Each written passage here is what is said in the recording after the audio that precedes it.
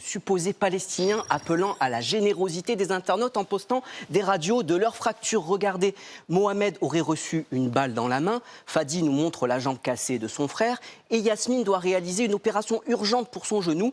Ces images renvoient systématiquement vers des cagnottes en ligne. L'objectif, c'est de susciter l'empathie pour récolter de prétendus dons. Alors nous avons montré ces clichés à un radiologue.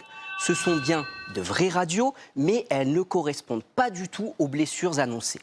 Ces genoux, postés par une femme plutôt jeune qui dit avoir une maladie auto-immune, eh bien ce sont plutôt ceux d'une personne âgée souffrant d'arthrose. Et cet homme avec une jambe cassée, en fait, il s'agit d'un bras. Et d'ailleurs, cette photo a été publiée par une autre personne quelques jours auparavant. Car en réalité, ces comptes ont tout de faux profils gérés par des robots.